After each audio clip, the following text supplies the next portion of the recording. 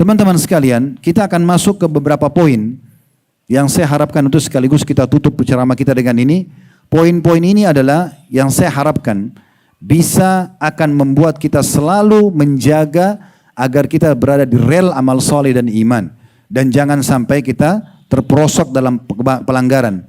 Saya juga perlu ingatkan, kalau kita sedang menyampaikan ceramah seperti ini teman-teman sekalian, kita sedang bicara sekarang ke depan. Kita bukan bicara sekarang ke belakang. Jangan sampai misalnya ada orang yang hadir lalu merasa saya sudah banyak sekali dosa dulu. Itu dulu, kita sedang tidak bahas itu. Kalau kita sedang bicara masalah harus jujur, mungkin ada yang hadir pernah bohong. Itu masa lalu Anda, tinggal tobat selesai. Ceramah yang kita dengar sekarang, kita anggap itu peringatan yang datang malam ini dari Allah kepada kita untuk kita perbaiki ke depan. Islam selalu melihat masa depan seseorang. Waktu sahabat-sahabat Nabi masuk Islam, ada di antara mereka yang sangat benci Islam sebelumnya. Umar bin Khattab, kemudian Abu Sufyan, ya, Ikrimah bin Abi Jahal, banyak mereka pembenci Islam. Tapi setelah mereka masuk Islam, Allah Subhanahu wa taala memudahkan agar yang dikenang kebaikan-kebaikannya. Orang tidak pernah membahas tentang masa lalu Umar, masa lalu Abu Sufyan, lalu dijadikan sebagai pegangan. Tapi orang lihat bagaimana setelah dia masuk Islam dan perjuangannya dalam beramal soleh. Maka seperti itu Islam datang mulia. Jadi nggak perlu khawatir dari majelis ilmu seperti ini, walaupun Anda merasa Anda punya dosa sebelumnya, itu masa lalu Anda. Sekarang Allah sedang berikan peringatan. Bagaimana kita sadari perbuatan tersebut. Yang pertama teman-teman sekalian, perbanyak doa. Perbanyak doa. Karena berdoa ini jauh lebih afdal di saat kita sedang ada nikmat dan kita minta nikmat itu bertahan. Itu lebih afdal di sisi Allah dibandingkan musibah sedang datang lalu kita minta jalan keluarnya. Misal contoh kita lagi sehat, lalu kita mengatakan ya Allah pertahankan kesehatanku ini, berkahi misalnya. Itu jauh lebih baik dan lebih afdal, pahalanya lebih besar dibandingkan sudah sakit minta sembuh. Berarti tidak ada alasan untuk tidak berdoa. Karena doa dalam kondisi lapang itu lebih dicintai oleh Allah Subhanahu wa taala. Kalau saya tanya teman-teman, mau nggak di saat kita lagi genting, lagi ada masalah, kita berdoa langsung Allah kabulkan? Mau nggak kira-kira? Coba lihat bagaimana hadis Nabi SAW. Kata Nabi SAW, kenali ya Tuhanmu di saat kau sedang lapang, lagi sehat, lagi kuat, berdoa di saat itu. Maka dia akan kenali kamu di saat kamu sedang sulit. Jadi memang itu kuncinya. Maka tidak ada alasan untuk tidak berdoa. Nabi Ibrahim dan Nabi Ismail alaihimussalam, waktu Allah perintahkan membangun Ka'bah, mereka nabi dua-duanya, mereka sangat ikhlas, mereka tulus, tidak pernah berharap kecuali pahala dari Allah SWT. Tapi setelah membangun Ka'bah, menjalankan perintah Allah, mereka masih membaca begini, Rabbana taqabbal minna innaka antas samiul alim. Wahai Tuhan kami, terima nih dari kami. Sesungguhnya kau maha mendengar dan maha mengetahui. Wa tub alaina innaka antat tawwabur rahim. Dan terima taubat kami. Kalau seandainya dalam pembangunan Ka'bah ini, dalam ibadah yang kau perintahkan ada yang salah, taubat dah. Terimalah taubat kami. Sesungguhnya kau maha menerima taubat hamba-hambamu, ya, dan maha pengasih tentunya. Jadi Nabi Ibrahim SAW saja berdoa. Begitu juga dengan kita teman-teman. Di antara doa mulia dalam hadis Bukhari Muslim, selalu ucapkan doa ini. Nabi SAW pernah membonceng Mu'adz bin Jabal radhiyallahu anhu. Kemudian beliau mengatakan, wahai Mu'adz, sungguh aku mencintaimu. Nabi mengucapkan ini mencintai Mu'adz bin Jabal.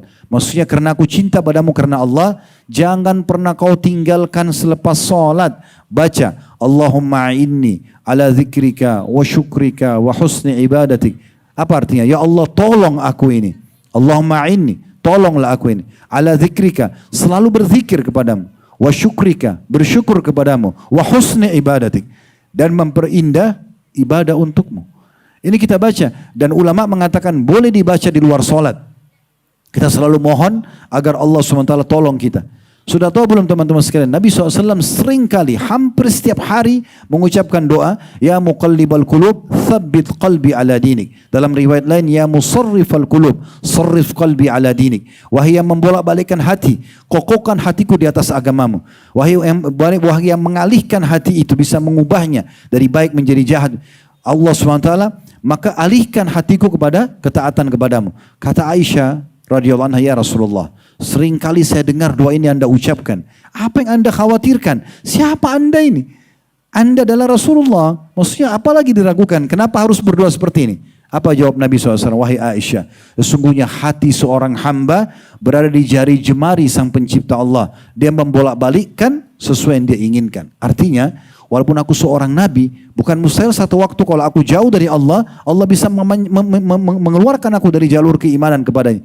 Maka nabi pun berdoa kepada Allah SWT, mohon agar diistiqomahkan, agar bisa selalu terisi hal-hal yang bermanfaat dalam hidup kita, supaya tidak ada penyesalan nanti pada hari kiamat. Ini doa. Doa yang lain, dalam surah Al-Furqan Allah sebutkan, surah nomor 25 ayat 74. Ini orang yang sudah menikah atau belum menikah sama dianjurkan baca doa ini. Walaupun di sini sebenarnya secara letterlet kita seakan-akan berdoa khusus bagi orang yang sudah berumah tangga, karena menyebutkan tentang pasangan. Tetapi ulama mengatakan yang belum menikah pun, kalau dia sering baca ini bukan mustahil pada saat menikah nanti Allah kasih pasangan yang baik. Surah Al-Furqan ayat 74. Perhatikan, Rabbana hablana min azwajina wa dhurriyyatina qurrata a'yun waj'alna lil muttaqina imama.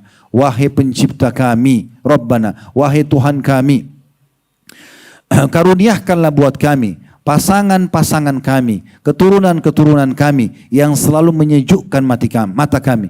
Selalu baik, selalu santun, selalu ramah, selalu baik. Jadikan mereka semua pasangan dan keturunan kami qurrata ayun, penyejuk mata kami, dan jadikan kami sebagai pemimpin orang-orang beriman, orang-orang yang bertakwa. Di sini kita minta agar kita bersama dengan golongan orang-orang yang terbaik yang patuh kepada Allah Subhanahu wa taala. Kemudian juga di dalam surah Al-Ahqaf Allah Subhanahu wa taala menyebutkan di ayat 15.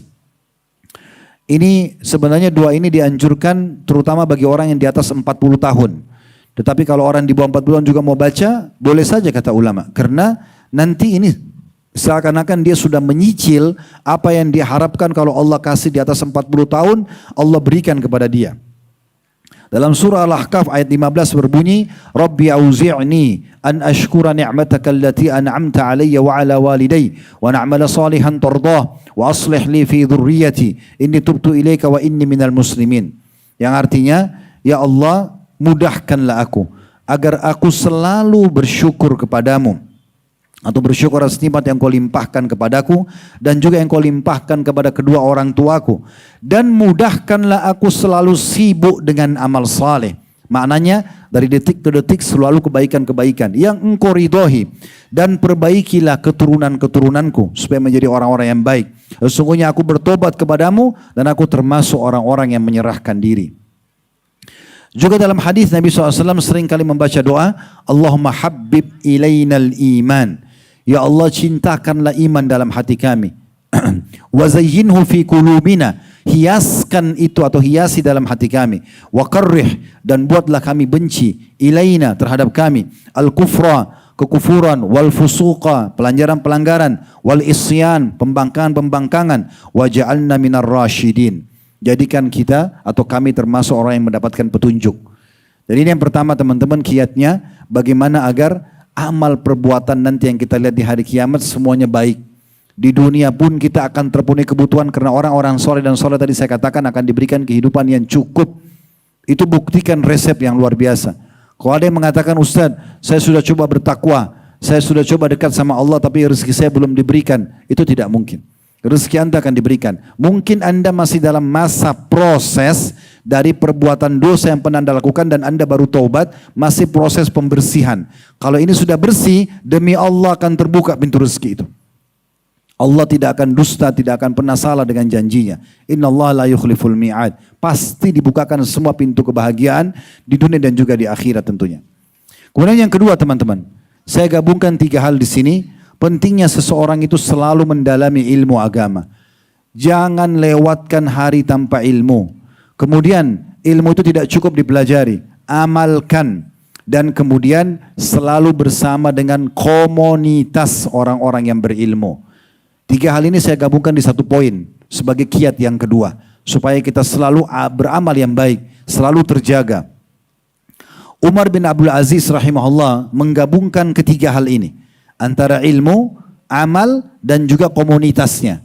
Beliau seringkali mengundang dan mengumpulkan para ulama ahli fikih. Mereka saling mengingatkan tentang kematian, hari kiamat, dan akhirat. Kemudian mereka semua menangis seakan-akan di hadapan mereka ada seorang jenazah. Jadi dia mempraktikkan ilmunya, kumpulin. Lalu dia, diantara dia sama ulama-ulama ini dia mengatakan, coba siapa yang mau nasihatin kita tentang kematian? Ada satu menceritakan tentang sebuah hadis, yang satu membacakan sebuah ayat, yang satu menceritakan tentang kisah apa. Jadi mereka dalam majelis itu mengingat kematian semua sampai mereka semua menangis. Ilmu yang disampaikan, dipraktekin dengan cara diajarkan bersama dengan komunitas yang ada. Itu penting sekali. Al-A'mash, ini namanya Sulaiman bin Mahran rahimahullah. Ini gurunya para ulama-ulama hadis. Pernah dengar Imam Bukhari, Imam Muslim, Abu Daud, Tirmidzi, ini gurunya mereka. Kalau kita lihat sanadnya biasa melalui dia si fulan-fulan dan A'mash kemudian selanjutnya. A'mash ini pernah memberikan nasihat begini. Kami pernah menghadiri proses pemakaman dan kami tidak mengetahui siapa sebenarnya keluarga yang ditinggal mayit karena saking sedihnya manusia yang hadir pada saat itu. Semua orang mengambil pelajaran dari kejadian jenazah yang sedang diantar. Hasan Basri rahimahullah pernah mengantar jenazah saudaraku seiman. Pas antar jenazah langsung dia menangis. Kemudian dia sambil berzikir. Tiba-tiba sendiri gitu. Orang di sebelahnya ada satu anak muda menanyakan, wahai imam. Kalau imam kita tuh kiai, ustadz sekarang. Wahai imam, kenapa anda berzikir? Dia ingin tahu kenapa Hasan Basri berzikir lagi ngantar jenazah. Maka kata Hasan Basri, wahai anak muda, berzikirlah. Karena yang sedang kita antar sudah nggak bisa berzikir lagi. Tersentuh beliau. Karena ada keimanan, jangan sampai tiba kematian baru nyesal. Karena jenazah ini kalau seandainya dihidupkan lagi, tentu dia akan melakukan zikir ini. Tapi dia sudah tidak punya kesempatan. Saya pernah di Condet di dekat kantor, lagi hadiri Jumatan. Subhanallah ada jenazah mau disolatin habis Jumat.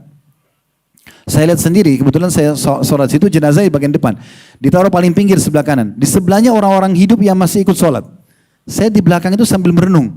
Saya melihat subhanallah, yang sebelahnya orang hidup, sebelahnya orang sudah mati. Dan saya sangat yakin kalau jenazah ini sekarang dihidupkan, dia akan ikut sholat Jumat itu. Tidak mungkin tidak.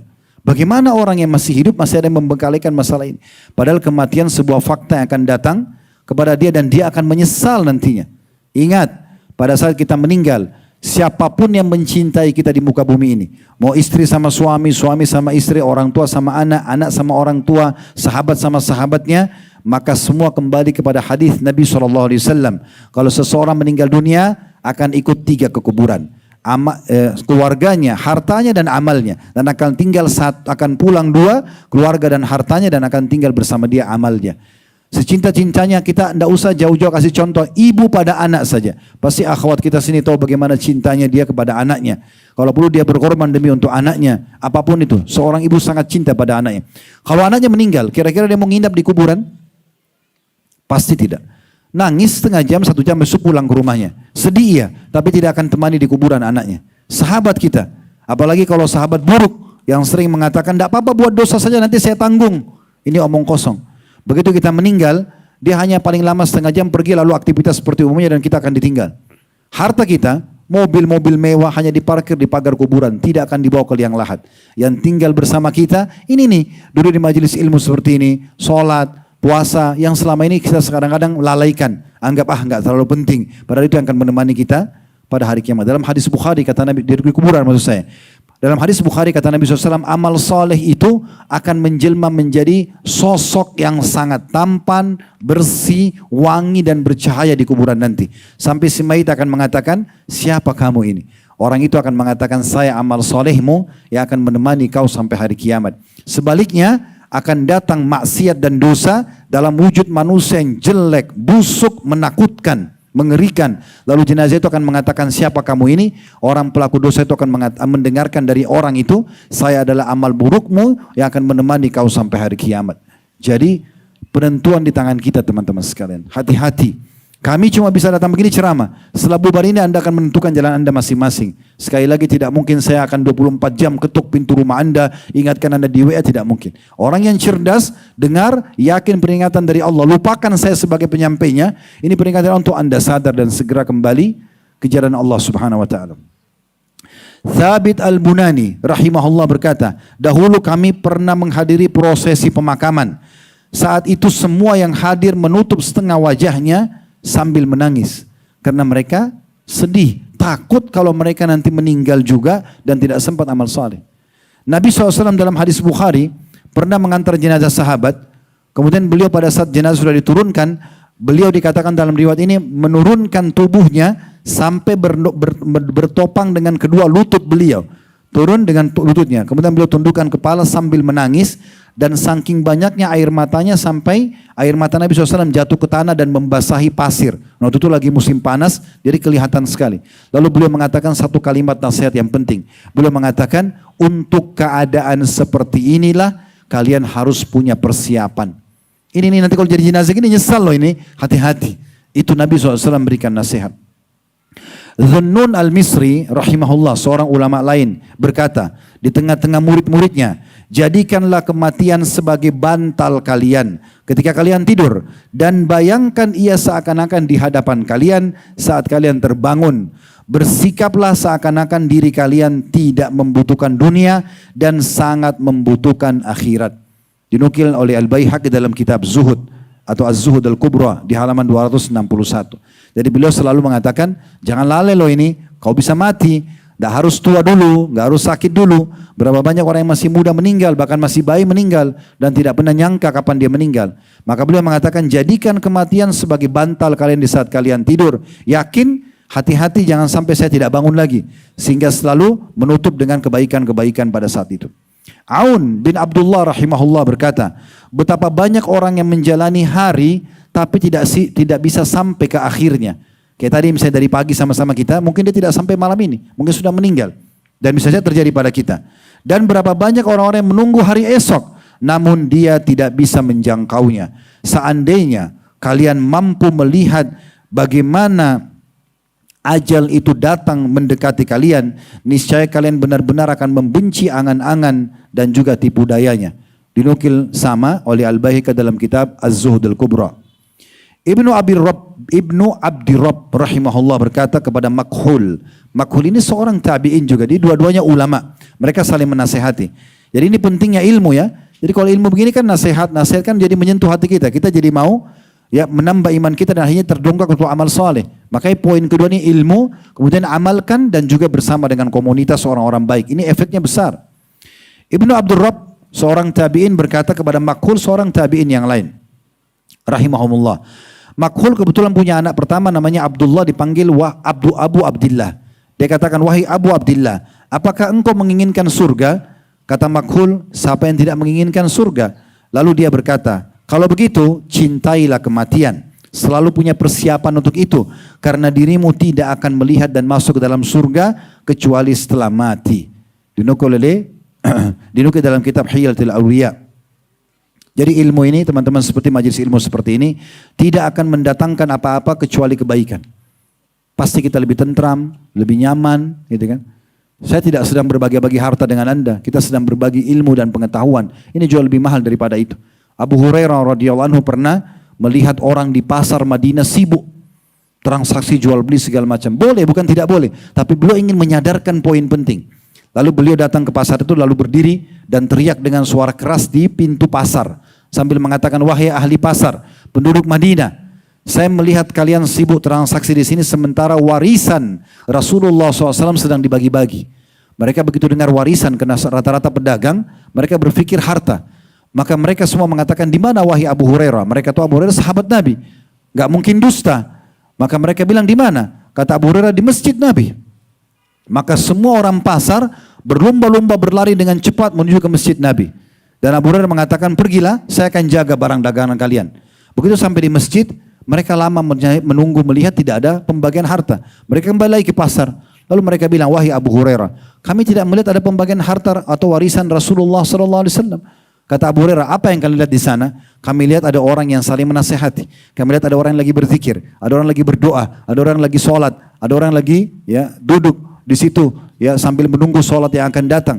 Kata Abu Hurairah, celaka kalian kalau kalian tidak faham. Itulah warisan Rasulullah SAW sebenarnya yang kalian telah tinggalkan. Sementara kalian sibuk dengan pernak-pernik dunia ini. Jadi memang ilmu itu penting sekali teman-teman sekalian. Dan juga jangan lupa, banyak orang yang sudah mendengarkan ilmu. Berapa kali kita dengarkan tentang keutamaan sholat malam, sedekah, baca Quran, puasa, dan seterusnya. Tapi kenapa tidak diamalkan? Kita harus paksakan dalam beramal. Dan keputusan amal di tangan kita masing-masing. Allah tidak akan turunkan dari langit memaksa kita sholat, tutup aurat, tinggalkan pekerjaan haram. Tapi kita harus mengambil keputusan dari diri kita sendiri. Innallaha la yughayyiru ma biqaumin hatta yughayyiru ma bi anfusihim. Allah tidak akan mengganti nasib seseorang menjadi lebih baik dari sebelumnya kecuali dia mengubah dirinya sendiri. Kalau dia sudah berusaha, baru Allah akan membantu dia untuk berubah. Begitu juga dengan komunitas, teman-teman sekalian. Ini tidak kalah penting. Imam Nawawi rahimahullah menasihati kita dengan nasihat yang mulia sekali. Beliau mengatakan, hendaklah orang yang sudah bertaubat, meninggalkan masa lalu yang salah pada yang baik sekarang, mengganti temannya dengan teman-teman yang baik, saleh, berilmu, ahli ibadah, wara. Wara itu selalu menjaga hubungan baik sama Allah.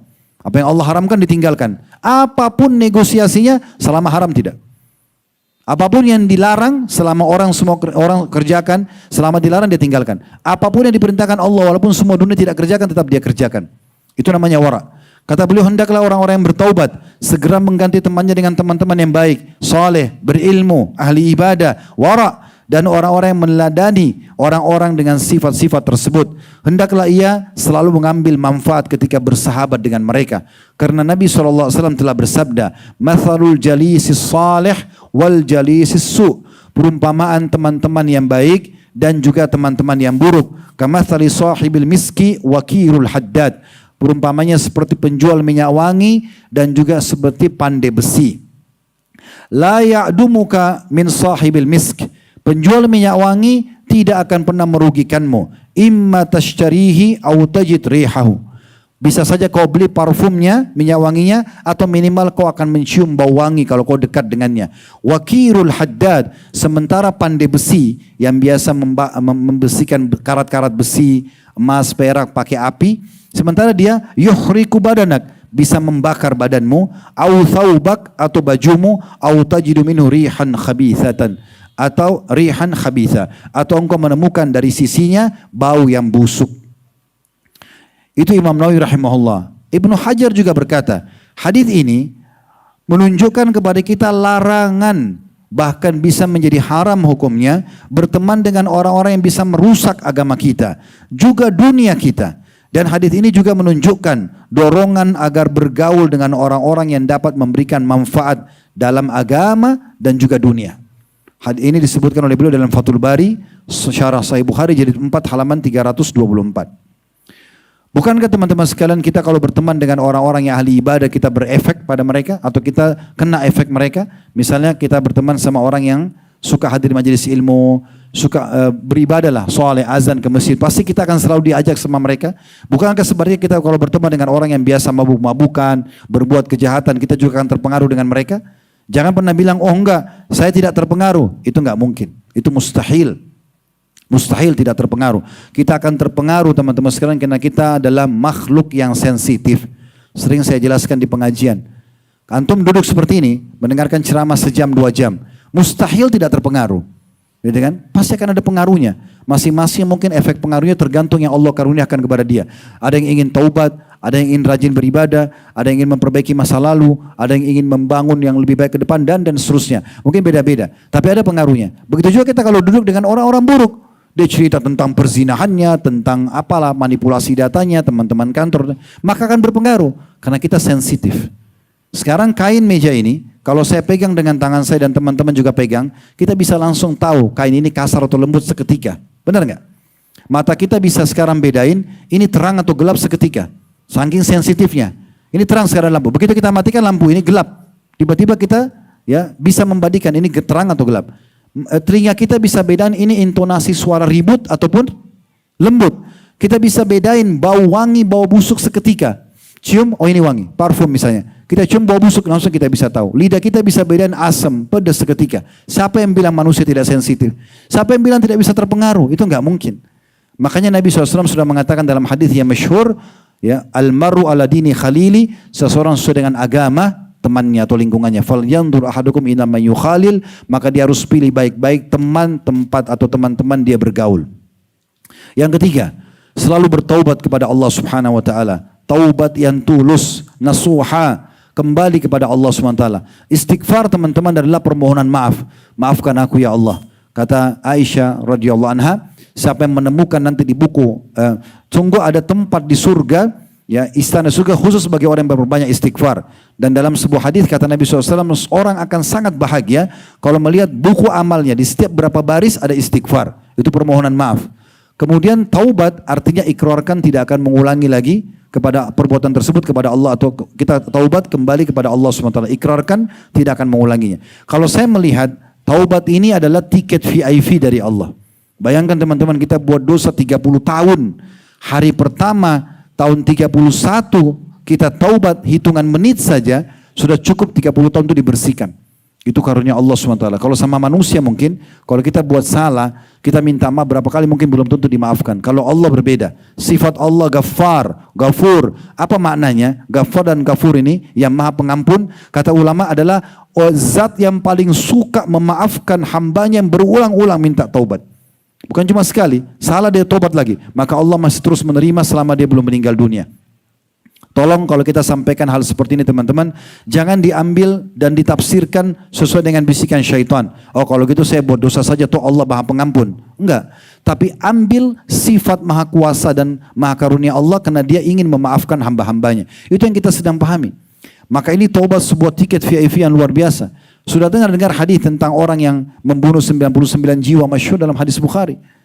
Dia bunuh 99 orang. Tadinya dia datang kepada seorang abid, ahli ibadah, tidak paham ilmu agama, suka ibadah tapi tidak paham ilmu. Ada orang begitu ya, mungkin ke masjid ya, tapi nggak ada ilmunya. Ditanya sama dia, saya sudah bunuh 99 jiwa, masih bisa taubat gak? Dia bilang nggak mungkin. Maka orang ini karena putus asa dibunuh sekalian, dilengkapkan jadi 100. Kata Nabi SAW, dia telah membunuh 100 jiwa. Kemudian dia datang kepada seorang alim, ahli ibadah. Dia ceritakan, saya sudah membunuh 100 jiwa.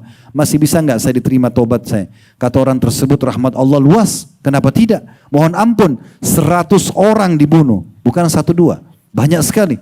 Maka kemudian kata alim ini, saran saya, sekarang perbaikin hidupmu. Pergilah ke negeri sana, ditunjuk satu negeri dalam hadis tidak disebutkan namanya, karena di sana ada orang-orang soleh, komunitas yang baik. Pergi sana, beribadah pada mereka sampai kau mati. Jangan kembali ke negerimu karena negerimu negeri yang buruk, tempat orang maksiat. Orang ini tidak banyak pikir, dia pergi. Di tengah jalan meninggal dunia. Kata Nabi SAW, meninggal dunia di tengah jalan. Lalu Allah datangkan malaikat 2. Malaikat rahmah yang mencabut ruhnya orang beriman, yang membawa ruhnya, membungkuskan kapan dari surga, dan satu malaikat penyiksa. Mereka bertikai, siapa yang mengambil ruhnya orang ini? Kalau orang beriman mengatakan dia sudah malaikat yang baik mengatakan dia sudah tobat. Malaikat penyiksa mengatakan dia tidak pernah ibadah orang ini, membunuh 100 jiwa. Maka Allah datangkan penengah yang ketiga, malaikat lalu mengatakan, coba ukur jarak negeri yang dia mau datangi, yang dia mau tobat dan memperbaiki keadaan dengan negeri yang dia buat maksiat. Mana yang lebih dekat? Misalnya lebih dekat kepada negeri yang dia mau tobat, maka yang ambil malaikat rahmah. Kalau lebih dekat dengan negeri yang dia buat maksiat, maka malaikat penyiksa yang mengambil. Kata Nabi SAW apa? Allah dekatkan jarak negeri yang dia tobat 1 jengkal. Dan Allah jauhkan negeri yang dia buat dosa 1 jengkal. Sehingga lebih dekat kepada negeri yang bertakwa atau negeri yang akan tobat kepada Allah SWT. Ini orang benar-benar beramal saleh ini. Tapi Allah masih terima taubatnya. Jadi jangan sia-siakan taubat ini. Dan Nabi SAW mengatakan beliau bertobat kepada Allah Subhanahu Wa Taala sehari 70 sampai 100 kali. Berarti bukan harus punya dosa. Karena Nabi SAW tidak punya dosa. Kalau anda taubat kepada Allah mengatakan astagfirullah wa atubu ilaih. Walaupun kita sedang tidak buat dosa, maka akan dicatatkan menjadi pahala. Kalau anda punya dosa, maka akan menjadi pembersih terhadap dosa-dosa tersebut. Dan luar biasanya sabda Nabi SAW, at-ta'bu minadz-dzambi kaman la dzambalah. Orang yang bertobat dari dosa seperti orang yang tidak punya dosa sama sekali. Ibnul Jauzi berkata rahimahullah, kepada yang bertanya saat berdoa, saat berdosa, ya, apakah dia bertasbih atau beristighfar? Ada orang berbuat dosa, datang kepada Ibnul Jauzi rahimahullah mengatakan, saya buat dosa, apa yang saya lakukan? Bertasbihkah? Subhanallah, berzikir, atau saya beristighfar? Maka beliau memberikan jawaban yang sangat menarik. Beliau mengatakan pakaian yang kotor lebih membutuhkan sabun daripada parfum. Tasbih itu seperti parfum, bagus. Tapi sekarang bajumu lagi kotor, cuci dulu pakai sabun. Sabun ini taubat dan istighfarnya. Ini nasihat yang sangat baik dinukil oleh Ibnu Hajar rahimahullah. Dan satu firman Allah SWT yang saya berharap kita renungi sama-sama, ini dalam surah Az-Zumar ya.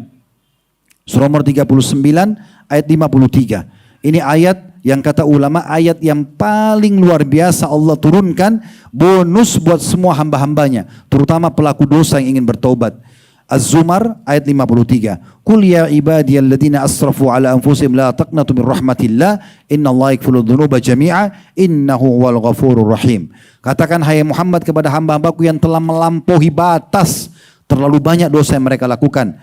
Maka jangan mereka putus asa dari rahmat Allah, karena Allah mengampuni semua dosa-dosa. Sesungguhnya Allah Maha Pengampun lagi Maha Penyayang. Dan dalam surat Tahrim, surah nomor 66 ayat 8 Allah mengatakan, ya ayyuhalladzina amanu tubu ilallahi taubatan nasuha. Hai orang beriman, taubatlah kepada Allah dengan taubat yang sebenar-benarnya. Betul-betul tidak mau lagi melakukan dosa itu. Dia mengikrarkan itu, asa rabbukum ayyukaffir ankum sayyiatikum. Karena dengan itu Allah Tuhan kalian akan membersihkan dosa-dosa kalian, wa yudkhilkum jannatin tajri min tahtiha al-anhar. Dan dia pasti akan memasukkan kalian nanti pada saat meninggal di akhirat ke surga yang mengalir di bawahnya sungai-sungai. Ibnu Katsir berkata rahimahullah, taubat nasuha menghindari dosa untuk saat ini, menyesali dosa yang telah lalu dan bertekad tidak akan mengulanginya di masa akan datang. Lalu jika dosa tersebut berhubungan dengan hak sesama manusia, maka ia segera menyelesaikan dan mengembalikannya. Beliau sebutkan dalam tafsir beliau tentang nasihat tersebut. Jadi ini nasihat yang sangat luar biasa yang disampaikan oleh disebutkan oleh Ibnu Katsir rahimahullah dalam tafsir beliau. Ini yang ketiga tentang taubat nasuha. Yang keempat yang harus diperhatikan, insya Allah mungkin kita punya 6 poin saja dan ini saya ringkaskan. Yang keempat saudaraku seiman yang harus diperhatikan adalah ikutilah perbuatan-perbuatan dosa yang pernah kita lakukan, gantikan dengan perbuatan-perbuatan baik. Ya. Jadi misal contoh ada orang dulu mungkin di masa lalunya dia ke diskotik, dia ke bar jam 10 malam sampai jam 2 malam. Sekarang dia sudah taubat. Ganti jam ini dengan kebaikan. Dengarin ilmu, zikir, gak harus diganti. Karena kalau tidak tersibukkan di waktu itu dengan amal soleh, syaitan akan mudah mengingatkan kita untuk berbuat lagi. Kenapa ada orang berbuat dosa diulangi lagi? Karena dia punya waktu lowong.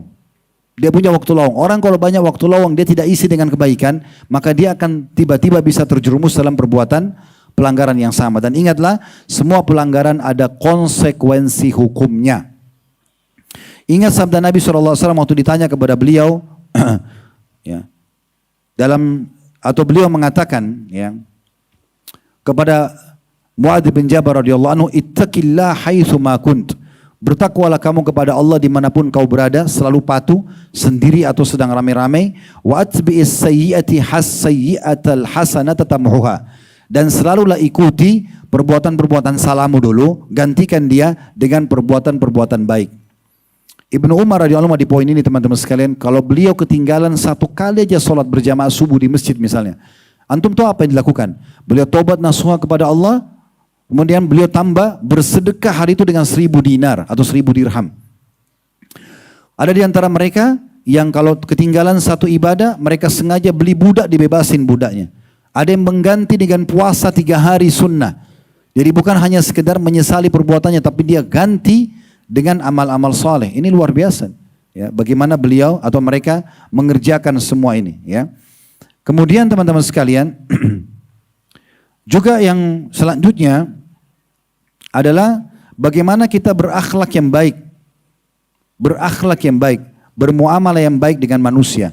Kalau dulu kita suka berantem, berkelahi, ya, suka ghibah, fitnah, sekarang berhenti semua. Semua keburukan orang jangan dibalas dengan keburukan. Jangan dibalas dengan keburukan. Perbuatan buruk orang kepada kita adalah itu rencana Allah untuk memberikan kita pahala yang besar. Tidak usah kita teman-teman sekalian. Rasulullah SAW aja digibah. Rasulullah SAW difitnah. Rasulullah SAW juga ya dibenci. Tapi itu yang membenci beliau adalah orang-orang yang memang jauh dari Allah SWT. Karena memang tidak sepemahaman. Orang munafik, orang kafir. Tapi orang-orang yang sepahaman dengan beliau, Abu Bakar, Umar dan sahabat-sahabat Nabi ridwan alim yang lain itu justru sepahaman dengan beliau. Tapi beliau tidak luput dari gangguan itu. Dan beliau tetap membalas dengan akhlak yang baik. Di Mekah itu, di depan pintu rumahnya Nabi setiap hari. Di rumah Nabi sama Khadijah radhiyallahu anha setiap hari. Jadi bukan di jalannya tapi di depan pintunya. Jadi mau nggak mau beliau harus singkirkan.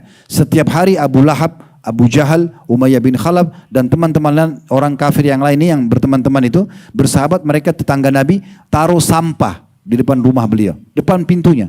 Setiap hari Nabi SAW keluar, Nabi bersihkan, lalu Nabi tidak marah. Nabi cuma mengatakan, beginikah kalian bermuamalah dengan tetangga? Lalu beliau mengangkat, lalu beliau meletakkan di sampah. Beliau tidak balas. Beliau tidak balas. Sehingga tidak ada celah orang menilai keburukan kepada beliau. Tidak ada celah. Karena akhlak yang luar biasa. Jadi akhlak yang baik itu adalah justru bukan hanya sekedar jujur, tapi bagaimana kita tidak membalas keburukan orang lain dengan keburukan. Itu termasuk. Jangan orang gibah, kita balas dengan gibah. Orang cerita yang buruk kita balas juga. Dia dosa, kita dosa. Jangan dia fitnah, kita fitnah. Jangan dia jahati kita, kita jahatin. Jangan. Itu akan dia dihukum, kita dihukum. Rugi. Gitu kan? Yang benar adalah kita jadikan itu sebagai tambahan pahala buat kita. Berapa banyak orang yang panen pahala bergunung-gunung pada hari kiamat hanya karena orang mendolimi dia di dunia dan dia belum ambil. Saya ingin berbagi sebuah hadis, renungi baik-baik hadis ini. Kata Nabi SAW, kalau dua orang bertikai di dunia ini. Kalau dua orang bertikai di dunia ini. Kemudian, ya, selama yang sedang terdolimi tidak membalas, misalnya si A sama si B. Si A ini mendolimi, menggibah, memfitnah, memukul, mengambil hak misalnya. Si B tidak balas. Maka si B pastikan akan menerima pahala maksimal pembalasan hari kiamat. Namun kata Nabi SAW, kalau si B ikut membalas keburukan si A, misalnya dia digibah, dia juga balas dengan gibah. Maka pada hari kiamat Allah dengan kemahaadilannya di mahkamahnya akan menilai kadar gibahnya si A sama gibahnya si B. Seimbang gak sih? Sebenarnya si B yang dizalimi di sini. Tetapi karena dia balas dengan gibah, Allah dengan kemahaadilannya tetap mengukur kadarnya nanti. Gibahnya si A sama gibah si B. Mana lebih besar? Kalau balance sama-sama, maka tidak ada pembagian, B tidak akan mendapatkan pahala dari si A. Tapi yang jadi masalah kata Nabi SAW, kalau balasan orang yang terzalimi lebih besar daripada orang yang menzaliminya. Misal antum digibah, antum balas dengan membunuh orang. Misal, orang ini fitnah saya bunuh aja. Bunuh lebih besar daripada fitnah. Maka nanti pada hari kiamat, Allah akan mempertemukan dua orang ini dan akan mengukur kadarnya. Kalau dosa gibah misalnya 10, dosa membunuh 100, maka yang 100 ini cuma dikurangi 10, 90 tetap harus dipertanggungjawabkan oleh orang yang terdolimi tadinya di dunia. Maka harus hati-hati. Oleh karena itu termasuk akhlak yang mulia. Dan sebentar lagi kita masuk Ramadan teman-teman sekalian. Ramadan kita diajarkan untuk tidak suka berkelahi dan balas keburukan orang dengan keburukan. Bagaimana Nabi SAW mengatakan, kalau seseorang di antara kalian sedang puasa, lalu diajak berkelahi, diajak bertengkar, maka dia mengatakan, inni shaim, inni shaim. Maksudnya, saya sedang ikut program puasa, saya tidak ingin ikut-ikutan, tidak mau bertengkar. Tinggalkan saja. Dan Allah menyebutkan dalam surah Al-Furqan, salah satu ciri hamba Allah yang mulia, yaitu ya ibadur rahman, hamba-hamba Allah yang maha pengasih, itu dikatakan wa idza khatabahumul jahiluna qalu salama. Kalau diajak bertengkar oleh orang-orang bodoh dia mengatakan salama. Ya udah terserah kamu aja deh. Kita sudah nasihatin tidak mau dengar, sudah tinggalkan saja. Beda kalau misalnya kita diserang secara fisik. Boleh kita membela diri kita. Seseorang datang kepada Nabi SAW mengatakan, ya Rasulullah, bagaimana kalau ada orang yang mau mengambil harta saya? Apa kata Nabi SAW? Biarkan? Enggak. Qatilhu. Perangi dia, lawan. Kalau sudah serang secara fisik mau ambil hartamu, lawan. Kata orang itu, bagaimana Rasulullah kalau saya membunuhnya? Kata Nabi SAW, kau tidak kena hukum. Kamu tidak kena hukum, secara hukum Allah. Kalau saya dibunuh, kata Nabi SAW, kau mati syahid. Kalau sudah diserang secara fisik. Tapi kalau selama bukan fisik, biarin aja. Gitu kan? Apa susahnya teman-teman kita hari kiamat tinggal tunjuk. Orang ini gibah saya, ya Allah, saya minta sholatnya aja. Saya minta puasanya aja. Saya minta ininya saja. Kita panen pahala yang besar. Mungkin amal-amal itu tidak kita kerjakan di dunia. Itu tidak sempat kita meraih pahala yang besar di situ. Yang terakhir, yang keenam teman-teman sekalian, jagalah selalu ketakwaan kepada Allah Subhanahu wa taala. Ya, selalu tunduk dan patuh kepada Allah dan jaga baik-baik itu. Dan untuk memahami tentang masalah takwa ini, teman-teman sekalian, ada pendapat yang sangat menarik dari Umar bin Abdul Aziz rahimahullah, seorang ulama yang masyhur dari kalangan tabi'in. Ini generasi yang hidup setelah para tabi'in. Beliau berkuasa jadi raja di dinasti Umayyah tahun 99 sampai tahun 101, 2 tahun jadi khalifah. Tapi sangat terkenal dengan kesolehannya. Sebagian ulama ada yang mengatakan Umar bin Abdul Aziz adalah khalifah Rashidah yang kelima. Maksudnya setelah Abu Bakar, Umar, Utsman, Ali, mereka mengatakan Umar bin Abdul Aziz ini orang limanya karena solehnya gitu ya. Beliau mengatakan, menjelaskan kepada kita apa sih takwa itu. Ini poin terakhir yang kita jaga supaya selalu berada di rel amal soleh. Laisa taqwallahi bisiyamin nahar. Bukan ketakwaan kepada Allah dengan hanya menyibukkan diri puasa di siang hari. Wala biqiyamil lail, tetap puasa, tapi bukan itu tolok ukurnya saja kalau orang itu bertakwa. Dan juga bukan hanya orang kerjakan sholat malam. Wat takhliti fima baina dzalik, dan juga bukan melakukan apa-apa saja di antara keduanya. Misalnya baca Quran, berzikir, walakin taqwallahi tarku ma harramallah. Tapi kalau mau takwamu sempurna, selain puasa, selain sholat malam, maka harus meninggalkan apa yang Allah haramkan. Banyak orang yang ikut pengajian, tapi masih berbuat yang diharamkan. Mungkin dia sudah paham, tapi tetap dia lakukan melanggar. Maka ini belum bertakwa namanya. Orang yang bertakwa ini betul-betul dia meninggalkan apa yang Allah haramkan. Wa adaun maftaradallahu, dan selalu sibuk mengerjakan dan memaksimalkan kualitasnya ibadah yang Allah wajibkan kepada dia. Faman razzaqa ba'da dzalika khaira, siapa yang dikarunia setelah meninggalkan yang haram sehingga dia bisa berbuat amal soleh setelahnya, fahuwa khairun ila khair, maka itu kebaikan di atas kebaikan. Jadi hati-hati teman-teman sekalian. Saya berapa kali menemukan keluhan sebagian ikhwah dan akhwat kita di pengajian. Ustadz, kita sudah di pengajian, kita sudah sangka baik, ternyata dia sudah ikut pengajian, bajunya syar'i, selalu hadir majelis ilmu, tapi pada saat muamalah mereka curang, mereka mengambil harta kami, mereka mencuri harta kami, mereka menipu dengan penampilannya. Ini semua karena orang tidak bertakwa, ya, orang tidak bertakwa. Ingat hadis Bukhari, seorang wanita di Madinah, ada seorang laki-laki mengatakan begini, ya Rasulullah, di Madinah ini ada seorang perempuan tidak pernah ketinggalan sholat malam, tidak pernah ketinggalan puasa di siang hari, selalu bersedekah setiap harinya. 3 amal-amal besar dikerjakan, tapi lisannya tajam menyakiti tetangganya. Kata Nabi SAW apa? La khaira fiyah hiya finnar. Gak ada kebaikan pada orang itu dan pastikan dia masuk neraka. Karena orang ini penasaran, dia bilang lagi, ya Rasulullah, di Madinah ada juga seorang wanita, dia sholat iya tapi yang diwajibkan saja, dia juga puasa yang diwajibkan, dia hanya sedekah semampunya, tapi nggak pernah sakitin orang. Kata Nabi SAW, semua kebaikan ada padanya dan dia termasuk ahli surga. Jadi menjaga ini penting sekali. Meninggalkan apa yang Allah haramkan. Juga ada sebuah nasihat yang sangat menarik dari Talq bin Habib rahimahullah. Beliau mengatakan, at-taqwa an ta'mal bi ta'atillah.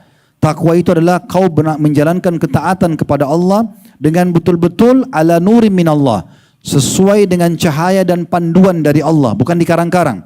Tarju thawab Allah, engkau ikhlas dan hanya berharap balasan dari Allah. Wa an tatruka ma'siyat Allah, dan engkau meninggalkan dosa-dosa yang Allah larang ala nuri minallah, sesuai dengan cahaya yang Allah pandukan kepadamu. Takhafu iqab Allah, karena kau takut akan hukuman Allah. Itu ketakwaan. Jadi satukan teman-teman, setelah hadir majelis ilmu begini, semangat untuk ibadah dan semangat meninggalkan apa yang Allah haramkan. Itu penting. Karena selama kita masih buka keduanya, ini sering saya kasih gambaran di pengajian. Kalau kita mau berikan timbangan amal, ini amal soleh, ini dosa. Selama ini berdua masih seimbang, maka ini tidak enak, ini tidak enak. Karena dua-duanya masih berimbang. Kenapa ada orang yang sholat tapi tidak khusyuk? Kenapa ada orang ya baca Quran tapi tidak bisa memahami artinya? Kenapa orang banyak hafal Al-Quran, mulai hafal tapi selalu lupa? Karena dia masih buka, dia sholat tapi dia masih judi, dia sholat tapi dia masih bohong, dia sholat tapi dia masih riba, masih terbuka, jadi nggak bisa. Apalagi kalau dosanya lebih besar, lebih berat, maka hilang sama sekali kehusyuannya, bahkan bisa ditinggalkan ibadah itu. Kapan antum merasakan nikmatnya ibadah dan iman itu? Kalau ini ditutup pintunya, masing-masing kita tahu dosa apa yang kita lakukan, tutup dulu, kemudian terus kita ibadah. Yang sadar aja, jaga sholat 5 waktu, sholat sunnah qobliyah, zikir yang kita mampu. Ini selalu naik levelnya, ini tertahan.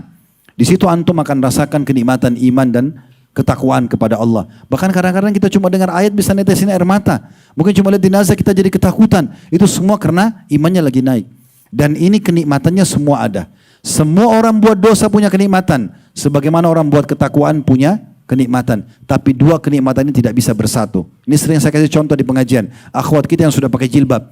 Dia pakai jilbab karena dia tahu ini adalah perintah Allah. Dia merasa berat untuk meninggalkannya. Dia sudah menikmati ibadah itu. Lawannya buka jilbab, kan gitu. Nanti orang-orang yang pakai jilbab ini akan melihat orang yang tidak pakai jilbab. Kenapa ya dia tidak tutup auratnya padahal Allah larang? Karena dia sudah rasa kenikmatan jilbab itu. Kalau kita balik, orang yang buka aurat dan dia tidak merasa itu dosa, dia merasa itu biasa aja, maka yang terjadi teman-teman sekalian, akan dia nikmati maksiat buka jilbab ini, buka aurat, dan nikmat tutup aurat hilang. Dia akan heran, kok orang itu pakai jilbab sih, nggak panas ya? Akan seperti itu, nggak bisa ketemu. Ya, orang yang selalu sholat tepat waktu dengan orang yang tidak sholat beda. Orang yang sholat menikmati ibadahnya, orang yang tidak sholat tidak akan menikmati ibadah tersebut. Bahkan dia heran kenapa orang itu sholat terus, misalnya. Contoh, nah seperti itulah. Jadi ini semua ada di keputusan di tangan kita teman-teman sekalian. Jagalah baik-baik. Ingat, ajal kita sangat terbatas.